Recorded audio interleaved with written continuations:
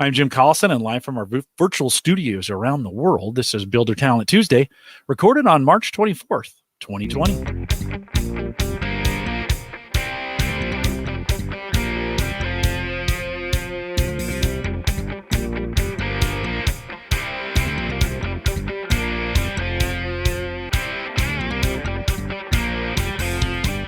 This BP10 edition of Call to Coach is a resource for those who want to help others discover and use their strengths and their talents. We have Gallup experts and independent strengths coaches and BP10 coaches share tactics, insights, and strategies to help coaches maximize the talent of individuals, teams, and organizations around the world. If you are listening live, we have a chat room. The link to it's right available in the video window there. We'd love to have you click over to our YouTube instance, jump in the chat room, and join us there. I'll be taking your questions. If you're listening after the fact and you have questions about anything, just email us. coaching@gallup.com. Don't forget, if you're on YouTube, subscribe to the page right now. It's right below Todd down there. There's a subscribe button. Click the notification bell. Other side, Todd. Click the notification bell, and you'll get notified whenever we go live. And if you are not listening to podcasts yet, you should be. All the cool kids are. We're on every podcast platform that is available to you. Just search Gallup webcasts and you can get this one, Builder Talent Tuesday. Todd Johnson is our host today. Todd's Gallup's channel leader for entrepreneurship and job creation. And Todd, always great to have you. Welcome back to this kind of reboot of Builder Talent Tuesday. And bravo. And as Ed mentioned, we had talked a few months ago about firing this up again. There's an added importance. I'm not going to be opportunistic by any means, but boy, does our supporting entrepreneurs and their small businesses mean a whole lot. And that's about as much as I'm going to dwell on our current situation. I'm going to publicly embarrass you a little bit, Jim Collison, but what you do and how you wire these advocates and friends and coaches around the world together is just simply awesome and appreciated, from this little tiny shareholder to this citizen of Nebraska in the United States and the world. So thanks for what you do. I know you're doing a lot of it. Yeah, you're welcome. Appreciate it. I appreciate it. And I know a lot of people on the call do as well. Gosh, I've been looking forward to today. You know, you have heard me over the years talk about our initiatives in Lincoln and Omaha and Mexico. And, you know, we've had some incredible competitive advantages. We're doing great things in those cities. But, you know, Lincoln, of course, is the home of the CliftonStrengths Institute and ultimately Don Clifton and positive psychology. And so we should and are doing incredible things there. Omaha, we happen to have a couple 600-700 employees around town. And, you know, there's advantages. Mexico, when the president's on your team and half the governors of the country, you have certain competitive advantages. But Grand Island's a little special because none of those competitive advantages, if you will, existed. But one big one does exist. And she's sitting next to me to my left, Tara Nettifee, and we're going to focus on Tara and what Tara's doing. This is your first call to coach, yes, not your last. Thanks for being here. And give us your elevator bio. And you've got 9 floors. 9 floors. Push the button and tell us who you are. All right. I am Tara Nettifee. I'm coming from you from Grand Island, Nebraska, and I work for the Grand Island Area Economic Development Corporation. I started there a little over a year ago and hit the ground running. Previously, I worked in drug and alcohol prevention as a youth program coordinator in Lincoln, Nebraska. And I did that for about 6 years and then took a little time off from the professional world, had a kiddo, and went back and got my teaching degree. And then I taught high school education for 5 years. And I really missed working in the community. And it was time to come back. And I still get to work with the kiddos, but I work with the businesses in the community again. So now I am coordinating the Future Builders Challenge for Grand Island area. So it's not just Grand Island. And a side note, like, I'm a proud mama, single mama of a 9-year-old, and Awesome. He's hanging out at home right now with grandpa and grandma, and love to travel, and supposed to be going to Peru in June. So we'll wait and see on that, but We'll see on that. grab Awesome. another country there. Awesome. You know, you're not a certified strengths coach yet. No. Which Yes. I would say that probably 75% of our global BP10 coaches, and we're approaching 400 now, are certified coaches. So what's your history with Gallup? Hopefully you know a little more than the poll. I have met people Yes. that haven't even heard of the poll. A little scary out there, but how did you stumble into this movement and revolution, if you will? Well, I've always loved Gallup. I've had my strengths. I've taken it multiple times throughout my life, as young professional in the middle in there. And then I took it again recently just to see if anything changed. And nope, I'm still a woo. So my top 5 are woo, communication, input, includer, and a relator. And are you a woo too, Jim? He's a woo. Us woos have special bonds with each other. Some people run away from us. And then when I started with Grand Island Economic Development, this project was presented to me. I think there were some meetings probably about 5-6 months before I started, and there wasn't really that person or an organization entity that wanted to take this on, and it fit right in my talent box of things. And so I started, I don't remember when I started, but I started last year in 2019. And then by June, I went and got talent trained and my coaching, and spent 2 days up in Omaha at the summit and received my certification. Were you at the BP10 course around the summit? Was that, I get them? Yes. Yep. Okay, cool. Yep. On the side of the summit. Yeah. Yep. And it was actually Rich Clausen and I, we've had Rich on this show before. We came out and met a bunch of your community leaders. Your incredible superintendent, Tawana, is truly an incredible leader and had a lot of energy. But you're right. There wasn't kind of that person sitting around the table that said, I'm going to grab this, run with it, own it, and make a big difference in the economy and the community until you came along. So that was awesome. And it's been about a year that you've been working on. Yes. What happens? What happens in that year? Walk us through kind of the process of getting this community initiative spun up. Well, I'm very much a visual learner, visual, hands-on, tactical. I wanted to see it. And so I went down and spent the day at the Lincoln program. I didn't do the half day. They made their first day as a half day event. And then, so I went down and spent, I think it was like 12 plus hours down there for that full day. I talked to people throughout the day. I talked to the kids involved. I talked to the coordinators. I talked to just anybody I could and got ideas. I walked away with more than 10 pages of notes that day. I had my own agenda planned by the time I left. I had what I needed to do and how I wanted to tweak it and make it our own for our own community. And came back, brought that back to our team here in the office, and they said, go. And so started meeting with schools, because that was the first thing you need you need kids. And I didn't do phone calls. I set meetings up and we had face-to-faces. And so I drove to, I had meetings with 8 different schools and ended up having 7 jump on board. But we didn't just focus on Grand Island. So we have 4 high schools within Grand Island, the largest being Grand Island Public Schools, the smallest being Heartland Lutheran. And then, so all 4 of those schools were yes right away, had the one-on-ones with them. And then I was like, we want more. And we have a lot of smaller communities surrounding us. So reached out to Aurora Public Schools. They jumped on board. St. Paul Public Schools was a yes. Centura High School jumped on board. And then Wood River Rural High School jumped on board as well. So that pushed our numbers to almost 1,000 sophomores. And we decided to focus on sophomores because freshmen are kind of squirrely and they don't know what they want yet. And so sophomores is kind of that sweet spot. And then juniors and seniors are thinking, okay, what's next out of high school? So we wanted to focus on those sophomores, because then we have that couple years after we could do follow-up programming if we want to bring them back as mentors. And so all those conversations happened actually before I went and got BP10 trained in June. And then we just kept moving forward. I'm going to even take a step backwards. Shame on me, because there could be people on the call that have no idea what we're talking about. Right. I just thought about that too. That's my bad.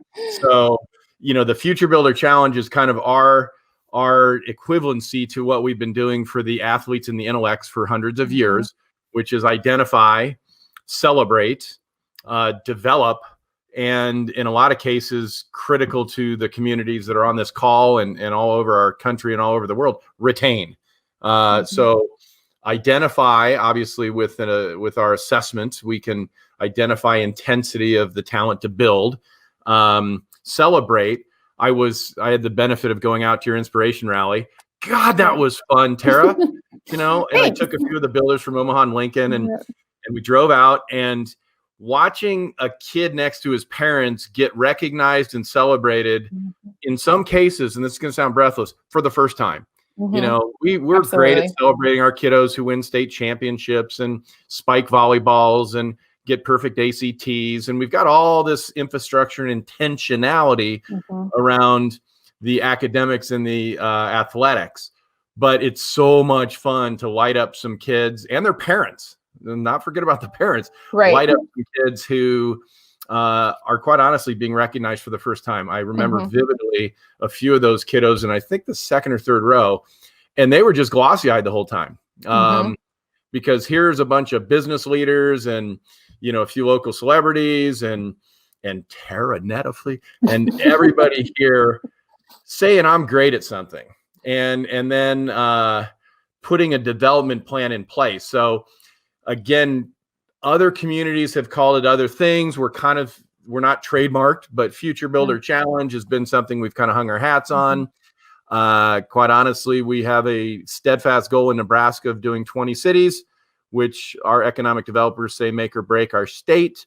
And then, of course, those that have read The Coming Jobs War or followed Jim Clifton's economic views of the country, we think about 200 cities in the United States of America might make or break our GDP and our economic growth. So we are putting a big energy around identifying scientifically, celebrating, never going to forget that part.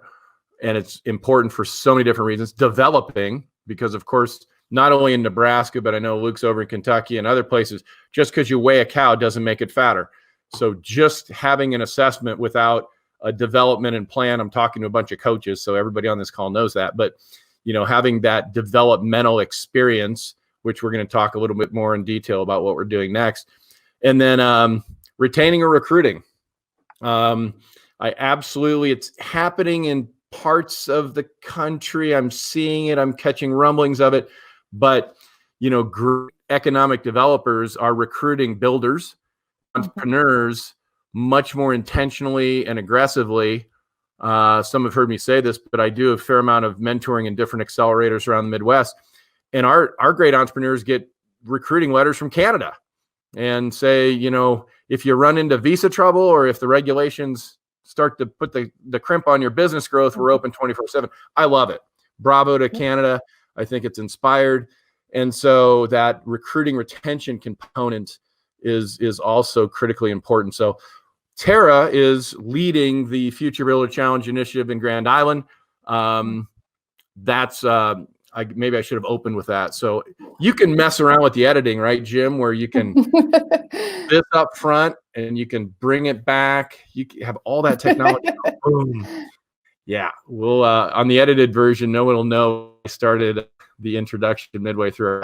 Okay, so we've got all these, 100 kids identified. Their parents are excited. Their teachers are thrilled. I talked to a few of those teachers that night. Finally, you got through to Johnny because Johnny was bouncing along, not fitting in the box that we made for him. And then what happened? We had kind of a bump and a glitch. And what are we doing now? Okay, so I'm going to back it up even further. And I saw a couple people commenting what was BP10. I saw Jim posted up what Builder Profile 10 is. And then for those of you who already are familiar, I'm just going to let you know my top 4 is relationship, delegator, determination, and confidence are my top 4. People who know me aren't surprised generally by those. But once we had the schools identified and we kind of figured out who was on board, another piece of people are looking at this for community development and what they want to do this for their own. The biggest component is cost for the surveys for the students, the BB10 assessment. And so I went and had those conversations back to the schools again. It's like, okay, what are we going to do? How are we going to support this? And I know Lincoln and Omaha went corporate sponsorship, and we chose not to do that in Grand Island.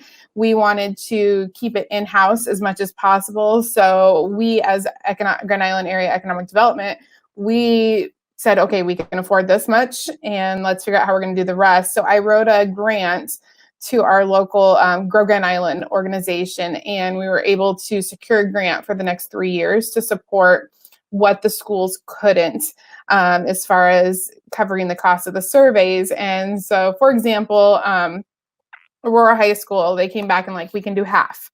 And I was like, okay, where are we going to come up with the other half? And so I reached out to their economic development, and they're like, yeah, what else do you need?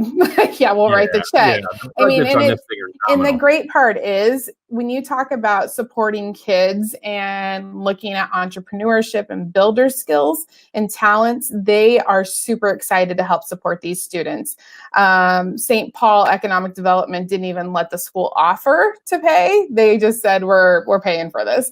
And so, you know, we have a lot of great community support, especially in our rural communities. They were like, yes, we're going to jump on board. Grand Island was like, yes, what else do you need?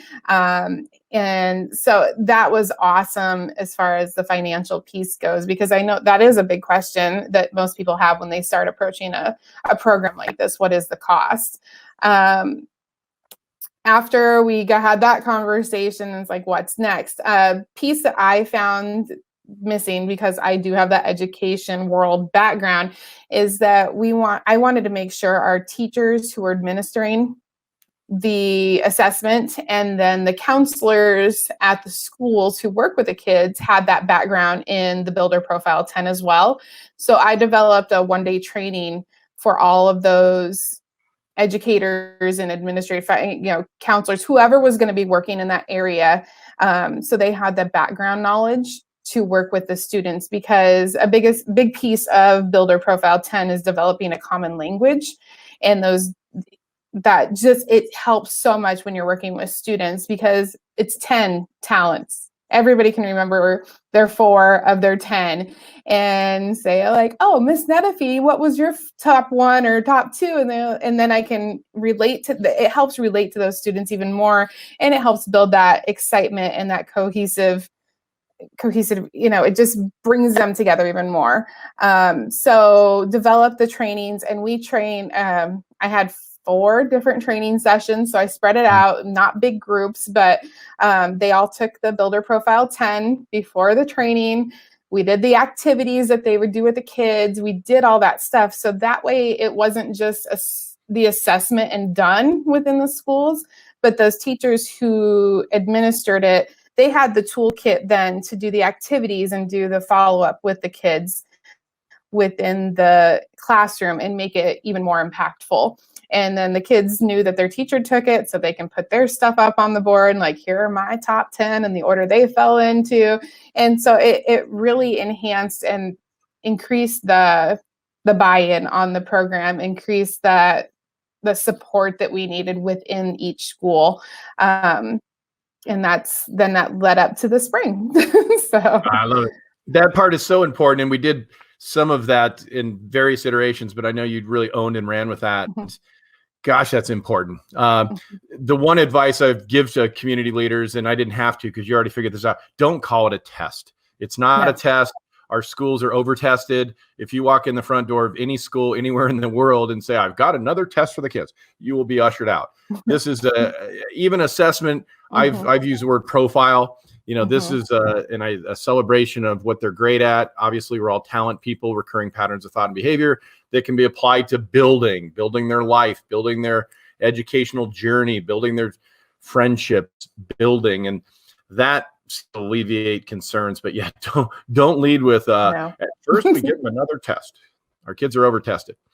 And I just love the way you got that buy-in without knowing exactly I know in general, we had the very highest participation within some of your schools. And I dare say, because you had that advocacy and people proficient in the science, regardless of whether they advanced on to the programming, there could be a Saturday 2-hour workshop. There could be office hours on Thursday at 2:30. There could be, and that's just so consistent with the mission of this overall initiative. So bravo. Oh yeah. I have to give a huge shout out to those teachers and the counselors, administrators for making sure this got the kids took it and they got through all of them, and it was great. Like, hey, we're done. And they're like, oh, we only got a couple left. They were sick. Like, they were so on board and they were excited about it. So I saw somebody ask, like, who did we celebrate? We chose, and this was based on numbers, and that's something Todd and I have talked about. Like, when we do the actual program for Future Builder Challenge, we're constrained by our venue. And so I chose, it ended up being about the top 12 to 15%. We identified top 20%. That way, because we know there's some kids who can't make it. We're right in the middle of beginning track season, and we're, you're gonna hit, nobody's available all the time. And so you want to identify a little bit higher than what you're actually gonna have at the program. And then you will have some attrition there based on availability for the students. Yeah, we had state wrestling with the night of the inspiration rally. So there were no wrestlers in the room, but probably and girls district basketball. Yep. Yeah, that's right. And that's just life. And that's kind of a cool segue into our online virtual programming, because now there is no track for the immediate future. Track will probably be the first that comes back, but there could be, again, opportunities abound for builders and those with building talent. But what are we going to do now? We can't get into groups. We can't do in-person programming. Right. So our program was supposed to take place March 20th and then March 23rd. We made ours an all day for the both day event. The first day was broken down into, we're going to revisit the builder talents. They were going to get put into teams based on their role. We're mixing up the communities, and then we were going to bring in kind of our local experts to talk about what those community gaps and needs are. And then the students had to pick, the teams, they had to pick something to focus on, and then they were going to develop a business plan. That same afternoon on that Friday, I was bringing in those people who do that for a living, help do business plans. So we had people from our extension office and small business development. We had all those people lined up to come in. They're all volunteering their time, and then help the kids get a business plan started. And we were going to do like a business plan 101 session with them. And then they were going to return on Monday and keep running with their business plan and develop a pitch. So think Shark Tank style kind of thing. And we were bringing in, I had over 30 business mentors lined up from all the different communities, people volunteering 3 hours of their afternoon on that Monday. And they were going to work with the kids, help them polish, help them practice, ask those tough questions that students don't think about. And then they were going to do 2 rounds of a business pitch competition again, and then bring in new people, because I didn't want that bias. You couldn't mentor and judge. And so new people come in to judge, and we're going to do it speech tournament style. So they had rubrics, they had everything laid out, and then based on their scores, narrow it down to the top 5 teams. They would pitch one more time to a brand new panel of judges. We even had Miss Nebraska lined up to come in and the director of economic development for the state of Nebraska lined up to come and help judge the final round of the pitch competition. And then we had cash prizes ready to award. As you all I'm going to interrupt because you touched on something so important. Yes. This is not just about the next generation of builders. This is about integrating them with the current builders of a community. And again, I've had the privilege and honor of being involved in these in quite a few different places. Nobody says no when you present the opportunity to spend some time and literally treasure time and treasure, but not treasure as we know it financially, but of experience and helping the next generation. Again, pure economic development, pure humanity. Who's not going to help a kid and position? I swear I've recruited, again, a lot of mentors and judges, and they're slightly different in terms of their time availability and maybe their position in the community, but they just don't say no. They say no if they're out of town or if they, and we want them to say no if they're sick now more than ever, but it's really, and I'm going to go back to your budget. Gaining the budgets for these is not hard. The trickiest challenge to anybody who's running these around the country is getting the kids to take the 30-minute assessment, the BP10. And because somebody has to lean in on them, kids don't wake up and say, I'm going to figure out my psychometric profile, the talents to build something. That's not how our kids wake up. At least mine don't. So, the getting that involvement with the existing businesses. And I loved how you had a couple really successful business leaders in Grand Island at the Inspiration Rally. We were sitting in that back row passing notes, but they just say yes. Who doesn't? If anybody cares about their community, they're going to care about the next generation coming up and into it. And if they don't, just get up and walk out of the meeting, because you're not going to change them. They're probably, I'm going to digress here. You can edit that part out too, Jim. But engaging the existing business owners, economic developers, the chamber folks, the city government is really not, and I don't mean to diminish the great work you did. That part's not that hard. It's not hard. No, because you bring it, even when we was like, okay, how are the schools going to pay for, how are we going to pay for the assessments? And it wasn't hard at all. People are like, yes, what else do you need? The financial part's not hard. You talk about mentoring kids. They're like, okay, when do I need to show up? Unless they're out of town, like legit that they're out of town, they have a doctor's appointment, they're sick. Like there's nobody said no based on just, I don't want to. I love that. I love that part of this initiative. And the same thing went with even just setting up the meals. I went and had conversations with our business leaders as far as like different owners of different corporations. And they were just like, okay, so we're going to shoot you a heck of a deal. And I was getting one of our local people was like, how about $250 a meal? I was like, okay. It's just amazing how community rallies around the kiddos and helps support them. And they want to be involved in something like this. And it's something that really shows just that support of our young people. Yeah. And I did see somebody ask if I was doing this through, yes, I was doing this through my job here at the Grand Island Area Economic Development Corporation. So this became part of my position here and what my job duties were. So great. Wow. I just to digress, and because I'm a bit of a storyteller, but we've in a few years here in Omaha with a great, exciting company called Builder Trend, and they're just growing like crazy. I actually talked to another sponsor and they found out, and I got in trouble because they're like, "Are you kidding me? They don't want to give it up." This is where we do recruiting these kids. What great company doesn't want to get a sniff and a look into the next great builder and talent coming up the pipeline? And they turn on their Mountain Dew machines, and that if you have a Mountain Dew machine, jacking these kids up with Mountain Dew is really not that they need jacked up by Monday, but that was strategic.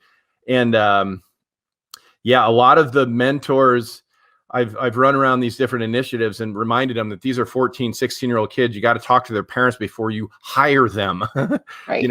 A lot of internship opportunities, spin out of these. So we're going online. Is that what I heard? Rumblings? So Todd and I had a very invigorating conversation about what's next. So world has changed as we all know it right now. Many of you, I'm guessing most of you, are tuning in from home. And we are trying to figure out, okay, so postponement, and that's what we initially did, was postpone until the end of April. Right now, it doesn't look like this is going to be over by the end of April. And so my next thought was, okay, should we just push it off to the fall? And then we do this program, then those kids are juniors, and then we roll forward with the sophomores and then do the spring program as scheduled. I believe that part with the spring schedule will move on that way for next year. But what about all these kiddos we've identified? I invited them. I told their parents about it and all this stuff. So it's like, okay, can we do something online? And so just kind of Todd put the bug in my ear. And so then I've spent a little time here now, like, let's look at what can we do a curriculum, and can we still put them in teams? Can we still do a pitch challenge digitally? And I think the answer is yes. we can still go forward and do something for them, because, they're so excited to be home right now and bored. Yeah, right. And let's give them something different that's not graded, and they can actually do something challenging to their And future, and it's supporting their future endeavors, and we can still get the mentors on board. We can still get the judges back on board. It'll just be from the comfort of everybody's couches. And again, seeing opportunity everywhere, because that's what builders do. We can include mentors from other communities. Heck, we could include the 2,000 kids who took the assessment in Lincoln and had the same physical gathering realities. So Right. conversations are underway whereby we might hitch wagons with a bunch of great kids and mentors in Lincoln, a couple hours down the road. There's a day this could become a national thing. We do it for the kids that can spell. We ought to do it for the kids that can build or teach them Absolutely. how to build. And so the opportunity to engage maybe not only the top 15%, but how about everyone of them, right? So I was thrilled after our last conversation about what could be and how much we all have the talent to build. Now, some of us are on this end of the spectrum and are going to build companies that change the world. Got to find and develop those. But all of us are on the builder spectrum. Why don't we just help everybody?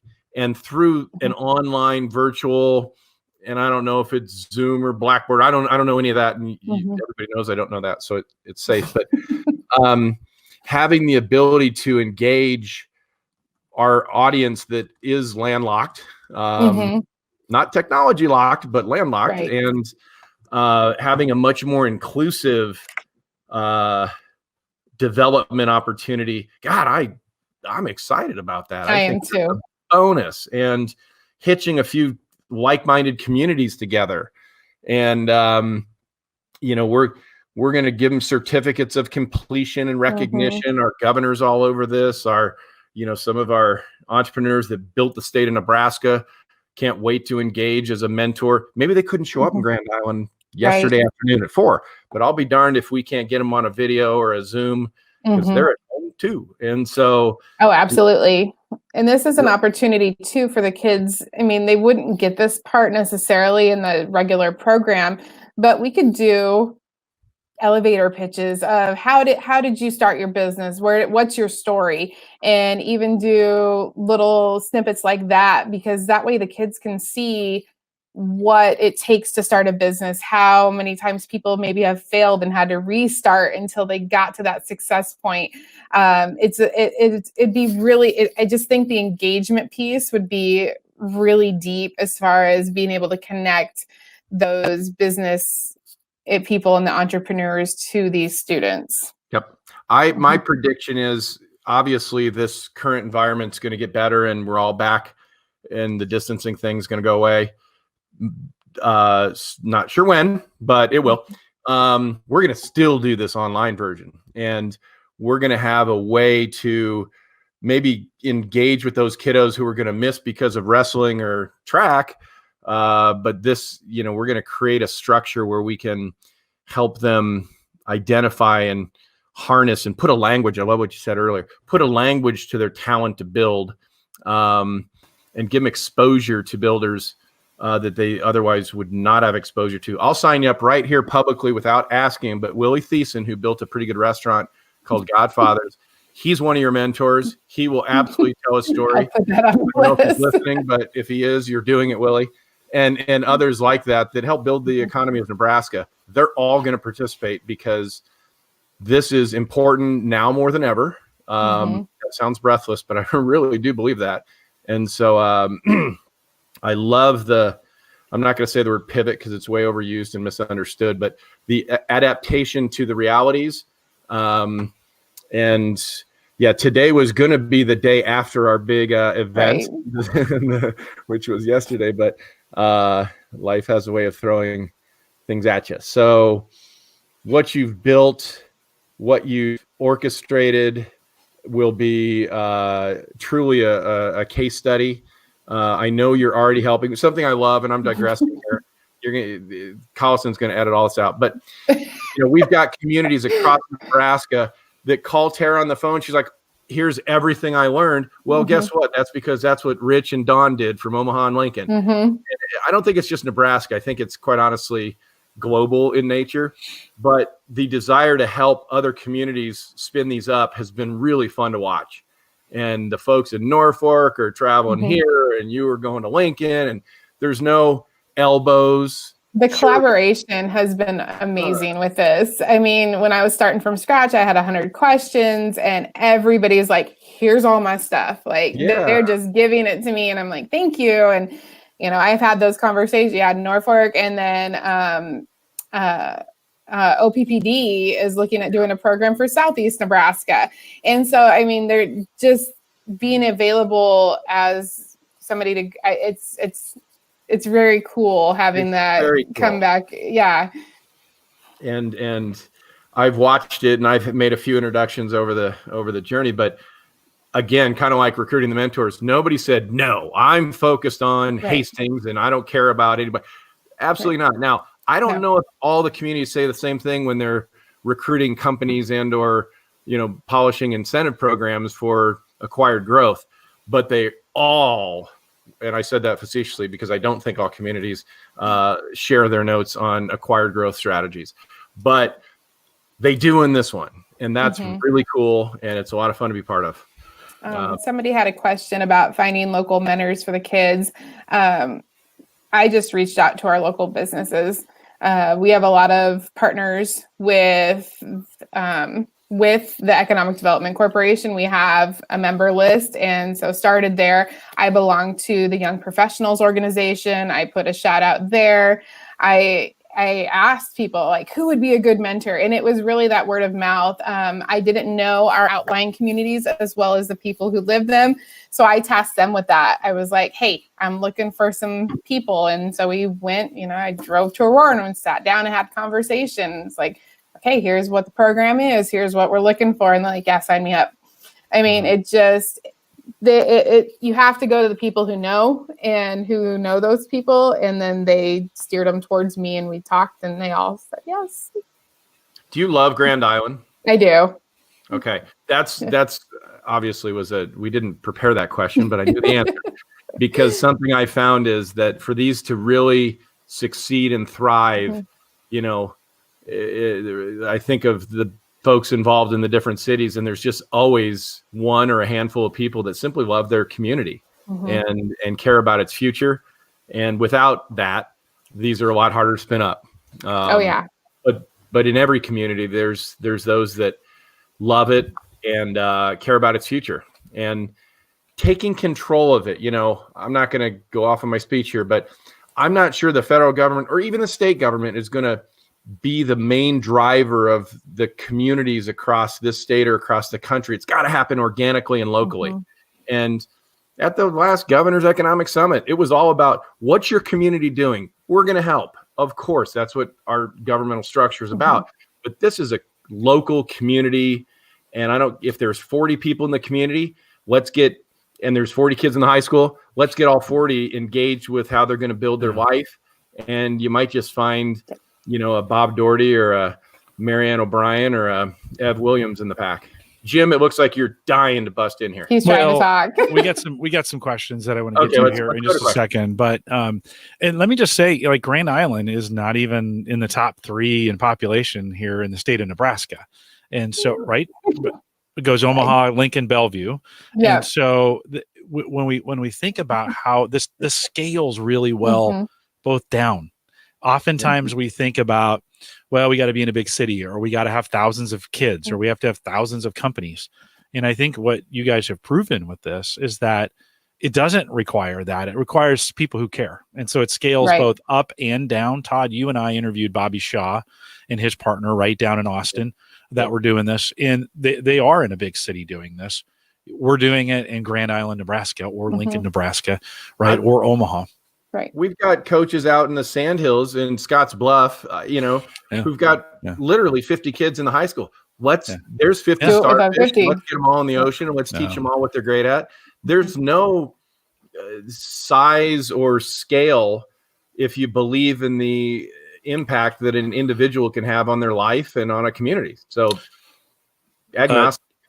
Tara, Mark says virtual is now the best way to learn how to collaborate in a flat world, right? Everything in business is virtual from the workplace perspective. I agree a little bit. I disagree in some regards. I don't think we're going to ever go 100% virtual. I think it's really important that we do some of these events where we get people together, right? I mean, there's some... Absolutely. There's something to be said with the sticky note paper on the wall and having that creative collaboration in one room. I think what's good about this situation, if we can find a silver lining on what's going on now, it's forcing us to take some old models that were maybe only in person and retrofit them, or I actually think find new opportunities in these. Todd, you and I were talking a little bit about this in the pre-show. Find new ways of doing things. And so that doesn't mean, and by the way, I don't think that means we have to throw out one for the other. I think they can both coexist kind of based on what's the strength of either or. I was just thinking about this. Why don't we live stream what you guys are doing? So we'll take the Zoom stuff that you're doing and figure out a way. I'll just broadcast the Zoom call live and folks can watch, can kind of watch this. Tara, how possible would that be to be able to get in there?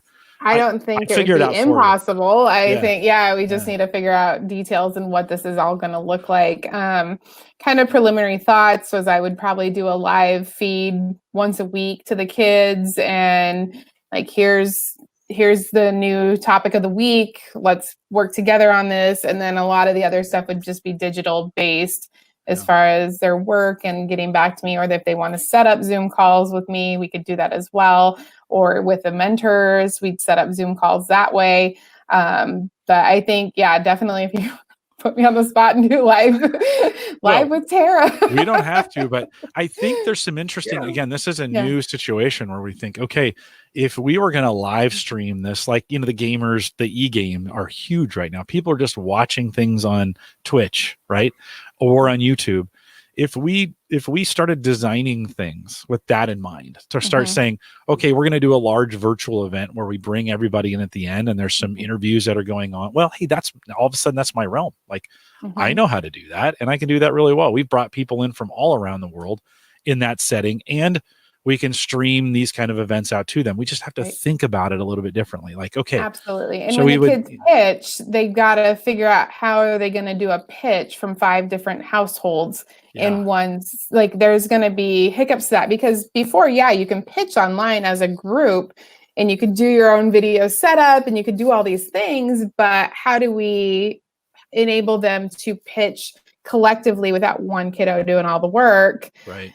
And make it a good video pitch without it falling onto 1 or 2 people. We'll figure it out. And the same thing happened when we had 5 kids standing next to each other on the podium. The winning teams were those that drew upon the talents of their partners. And we had teams where one person did everything and they didn't win. So we'll get around all. I see nothing but opportunity. Well, and as we look at the YouTube culture right now and what they're doing, it's a completely different way of doing things than maybe we would have thought of doing them and being successful on YouTube. And so this pitch now is that, we kind of think of a pitch of maybe a PowerPoint presentation or somebody doing something. What if it was more like a YouTube, like like the kids are creating on YouTube today? What if it was more, more along those lines? If it had some Snapchat or TikTok or something, right? Exactly. They are so creative, that they're gonna blow our socks out of the water no matter what they come up with. They have that ability to make those cool things happen. Yeah, Todd, there's a question in the chat room from Mark. He says, "A volunteer with a local First Tee program. A conversation I am having with the leadership is to administer CliftonStrengths to their student coaches, mentors. Should I consider BP10 instead?" You're a little biased, my friend. I'm here to keep you in check. Help me know. CliftonStrengths, I think I've heard of it. It's a great question. It's a great issue. They're different assessments measuring different things. And quite honestly, they're additive. We've spent years bringing this new assessment, and some of you on the call are probably learning about it for the first time, which is fine. A lot of our best coaches aim CliftonStrengths at the BP10 results and analytics and demands of building. So they're stronger together than independent. I think if the focus is on building, vocation, entrepreneurship, business, BP10 is is much more in that realm and space. Having said that, I'm a 25-year veteran of Gallup. CliftonStrengths is revolutionary, and everybody on the call knows that it's changing the world in that regard. So pros and cons. One, they are different. We have correlative analytics on which ones feed off each other. We have all that depth. I would suggest folks spend a little time on the BP10, Gallup Builder /site. We've got some videos up there. Once you've taken your assessment, there's an online learning on how to understand your report. I think we're going to use that actually in module 1 of the training. It's there, it's up there, it's free. Right. We're not charging. So, team building around businesses and building. So building can happen in nonprofits. A few of us are building this new division within a 100-year-old polling company. We're all going to try to build a great life. So it's very inclusive to all of our journeys, not just entrepreneurship.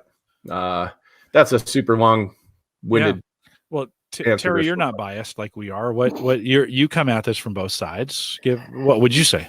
I love, don't get me wrong, I love CliftonStrengths. I'm excited to eventually become a coach here. I find the BP10 is easier, especially for people to grasp, because there's only 10.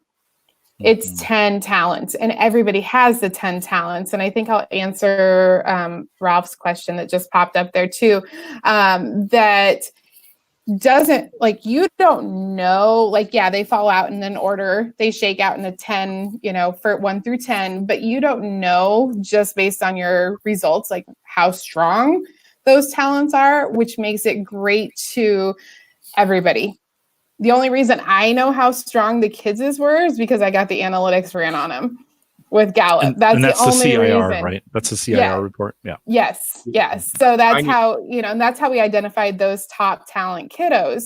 But you can do this with anybody and process the results with anybody. And without knowing their coach's insight report or those, what those actual levels are, it's easy to lay out, and it's easy for people to understand what those top 10 mean and how it relates to their business building or their builder talents in their professional lives and their journeys. And that's Ralph brought up such a critical and important, and we've learned a lot about this having been in the market since 2014. In the very beginning, we included intensities on everybody's development report. Thought it was a great idea. The market hated it. And for the reason that we're all going to build something, and we need to be careful with the expectations that we're all going to build billion-dollar companies and sell it to Facebook and become a billionaire venture capitalist, because that's, of course, a bunch of hooey. But we're all going to build, regardless of where your intensity is, knowing what's at the top, knowing how it wires with people you need around you, knowing whether you're a rainmaker, conductor, or expert helps you build better teams, because we tend to gravitate towards it, look like us and think like us. And that's not always great in a team environment. So valuing diversity as it relates to talent and every other form of diversity, those are all things that it doesn't matter where you are on the spectrum. And it's great because there's different organizations that are starting to grasp onto this.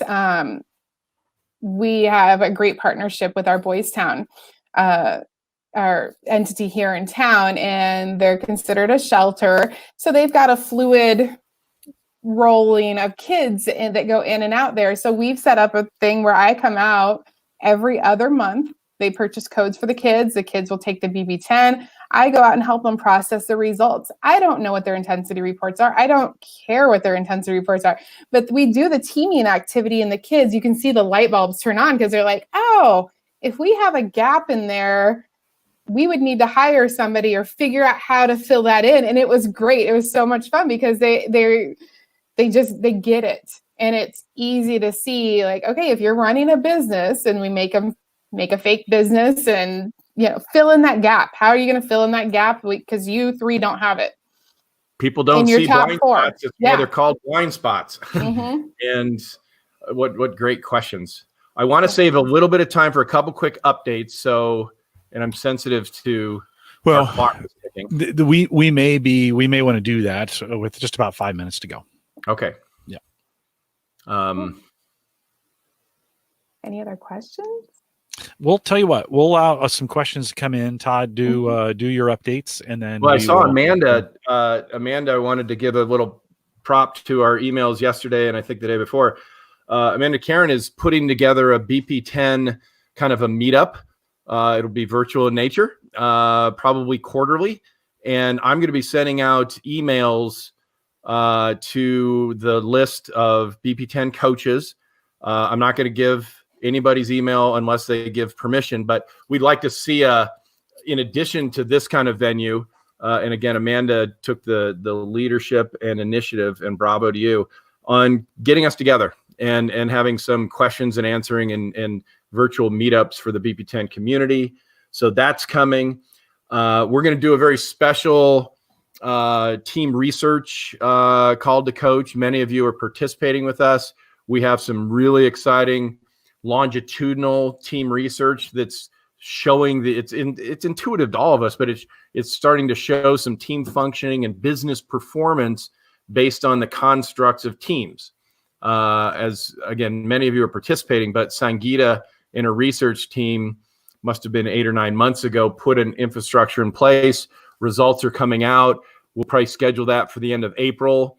You know, the power of this science, knowing self is wonderful, but when you can start to bring it into a team construct, that's what we teach the kiddos in this program at an early age, is you need people that, you know, that complement and challenge you from a talent perspective, not just, you know, adhere to and see the world the same as you do. Again, it's intuitive to everybody, but leave it to Gallup to go out and research it. And we have. And so Sangeeta will be presenting some of those results. We'll advertise like crazy. That will be coming up at the end of April. We're still working on a date. So those are two, and we're building a product around teaming based on the roles and the talents. We'll release it probably similar to the Coach's Insight report that Tara has mentioned a few times. That's the intensity report that we make available to BP10 trained coaches. So some exciting things in the lab that are pretty advanced. And Tara, you're awesome. Thank you so much for. I've couldn't wait to showcase.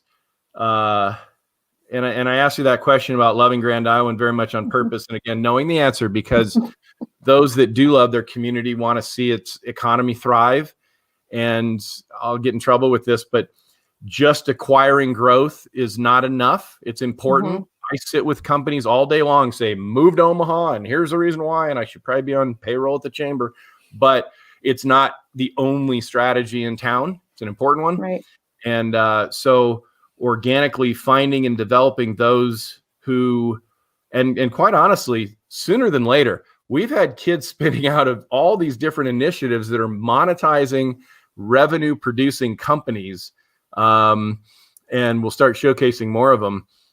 So yes, the average age of an entrepreneur is, according to Kaufman, is like 44, 46 years old. We'd like to push that down a little bit. Mm-hmm. We do measure in the beginning, at the end, really important. We measure everything because we're Gallup, but mm-hmm. confidence is something that we've really watched closely, and we celebrate moving it.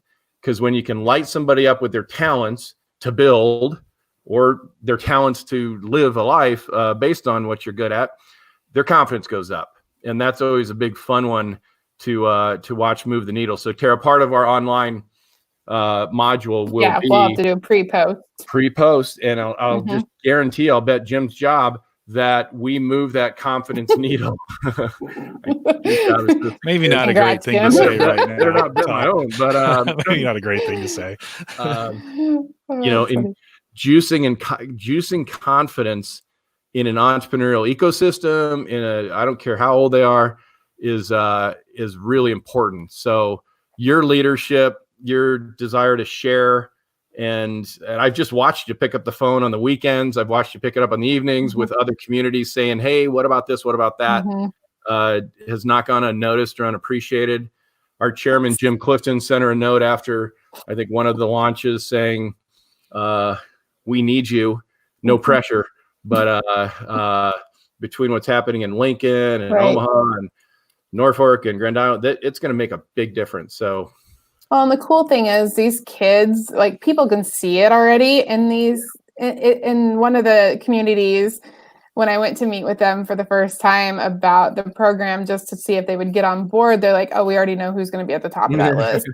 And then when we had the inspiration rally, I was looking forward to meeting this student because his name was brought up by not only the school, but then their economic development. And they're like, oh, no, he brought down business plans as a freshman in high school.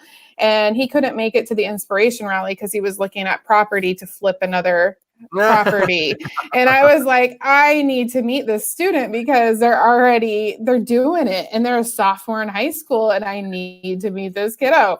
Like, I need to meet these students who are their brains are just firing on all cylinders and doing cool different things. Yep. This is intentional. This is systematic. This is a hell of a lot of fun. I don't know if you can say hell, but you can edit it out, Jim. And boy, is it important. And again, now more than ever, game on. Yeah. Todd, if maybe this is the first time some folks have heard about this, you and I have been at this for a while. We've been talking. By the way, there's tons of back episodes of this on both Called to Coach and through our Builder Talent Tuesday episodes that we have going. Can they just contact you directly, Todd? What's the best way to do that? I love this topic, and I have a lot of bandwidth in these next days and weeks. Todd_Johnson at Gallup.com. Right.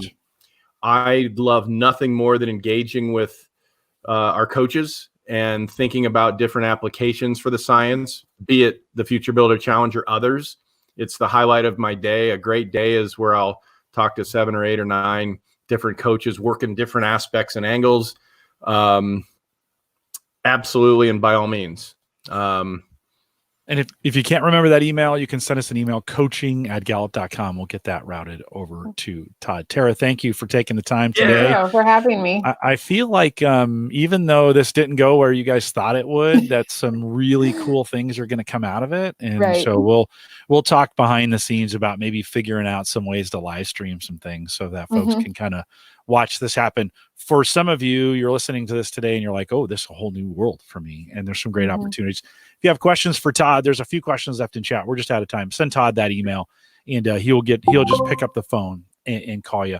With that, we'll remind we've got a whole bunch of resources. Todd mentioned this page, but let me say it again, gallup.com/builder. Pretty easy to remember. Lots of resources out there. I mentioned we have a couple playlists on our YouTube channel. So if you go to youtube.com/CliftonStrengths, and then you go, because we've been kind of mixing all this together, you go to our Builder Talent section, BP10 section. There's a whole list we have all these talents. We've done videos around them, interviewed people. We have updates from Todd on some of these. And then we're going to do these new series. We got this brand new series. And Tara, congratulations on being the first in this new series. And the best. I didn't realize it was a new series. So. Right. Well, we're kind of a reboot, right? We're doing that, bringing that in. And so those are available for you out there as well. I mentioned, send us an email, coaching@gallup.com if you have questions. Follow us on Eventbrite if you want to stay up to date. Like we have these other sessions that are scheduled. You can register for them if you want. Gallup.com. No, it's not. That's not true. It's gallup.eventbrite.com. We'll get you there. You can sign up for those, and it'll allow me to give you some notifications when the event is coming up. We do have a Facebook group just for BP10. So if you go to facebook.com/group/BP10, pretty easy to remember. You can join us over there. You have to ask to be invited, and then I'll let you in as well. I kind of monitor that group. I'd love to have that and Todd is not on Facebook. No, he is not. So don't ask him questions because I just have to. Then I have to copy and paste it. Just send him an email. We want to thank you for joining us today. Appreciate you guys coming out. Like I said, we have another one of these coming up here, in a couple weeks. Gallup.eventbrite.com if you want to get registered for it. I want to thank you for joining us. If you're listening live, thanks for coming out live. With that, we'll say goodbye, everybody.